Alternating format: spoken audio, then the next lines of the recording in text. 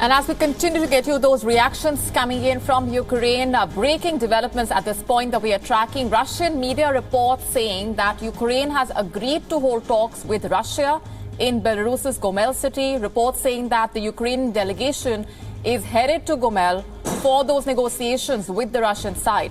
Now, this comes shortly after the Ukrainian President Volodymyr Zelensky held talks with the President of Belarus, Alexander Lukashenko.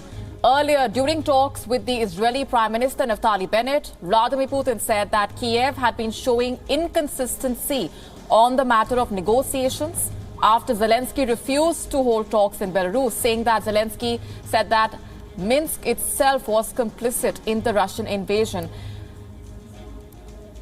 Let's go across to Dr. Lada Rozitsky, who's been with us from Ukraine. Thanks very much for staying on with us. What is your reaction to these Russian media reports that at this point are saying that Ukraine has agreed for those talks and the Ukrainian delegation will be heading to Belarus's Gomel city?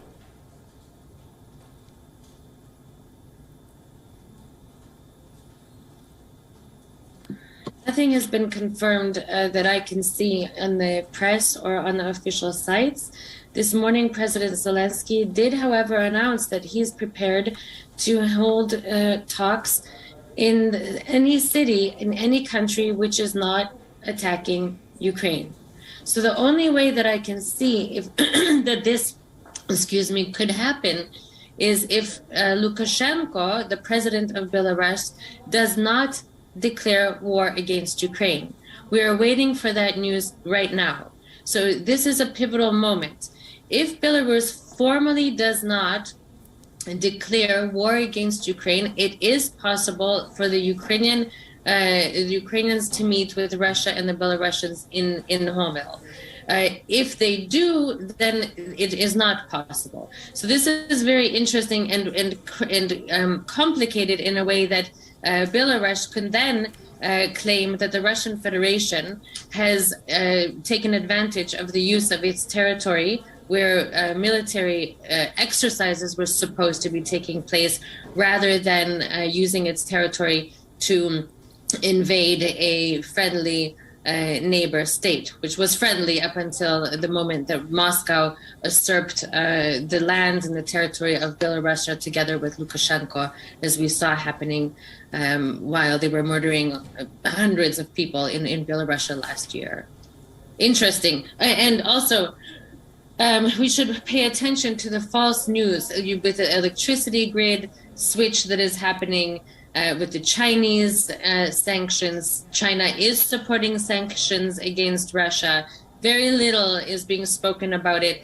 And Russian news always with a grain of salt and some medicine against their lies.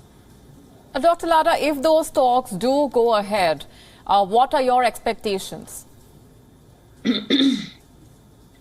I think that they're going to be very long, and Ukraine probably will need to have some support from an ally. And that ally should not be a country like Germany or France who have failed to really do the proper job. I don't expect much. I hope for peace. We call for a ceasefire immediately. And Ukraine is Ukraine. I think that they will actually want to overthrow the government and implant their own puppet regime. That would make sense. I'm also keeping an eye on the former ousted President Yanukovych, who was thrown out in 2014 and has been hiding in Russia. There are rumors that they might be reinstalling him. The treacherous Medvedchuk, who helped Putin destroy and tear the Donbas territory and infiltrate Ukraine with agents throughout the years. They may be the names that we'll be seeing on the list for the future leadership. This is extremely dangerous, as my colleague in Kyiv has noted. Ukrainians, civilians, men, women, young, old, are now joining the forces of the territorial defense, and they are being armed. And they have no flak jackets. Like, they don't have, the Ukrainian territorial defense does not have enough materials, so like helmets, flak jackets, weaponry. So we have citizens, many of them are poorly trained or not trained at all, going out to protect their own territory and their land. It's a very, very high risk of things going extremely wrong. This is why we've been calling for days now an immediate cooperation with United Nations peacekeepers. We need them on the ground. We need them cooperating, and we need to have this peacekeeping mission not include Russia, not include Belarus, China, or Bulgaria or Serbia. So we need the peacekeeping missions. Ukrainians need the helmets and the flak jackets and weapons. And these talks, if Ukraine isn't supported now, these talks are going to continue causing war far beyond Ukraine's borders. Right. What do you think Russia is trying to do here, all this while saying that it is ready for talks and then going ahead with that full-scale invasion and at the same time insisting that Kyiv should prepare for talks and be ready to come on the negotiating table? Mm-hmm. I think what Russia is trying to do here is really establish global empire. And it's been doing very well, excuse me, for quite some time by using instruments such as Russia Today. And it won't stop. Importantly, the Soviet Union was not a concept that was geopolitically or geographically, limiting.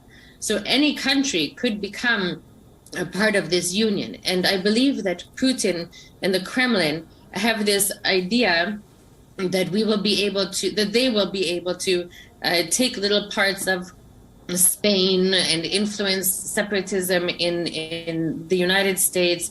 And little by little, this strategic separatism will grant them power. Because up until to date, the powers that can stop the war are actually standing on the knees in front of Putin in fear of Putin rather than standing high above Putin and with their integrity in the rule of law, because justice is on the side of good in this war. Dr. Lara Rosiski, thanks very much for being here on WION World as One and sharing those perspectives, and stay safe. And it's absolutely unfortunate that you've had to leave your home in Kyiv. WION now available in your country. Download the app now. Get all the news on the move.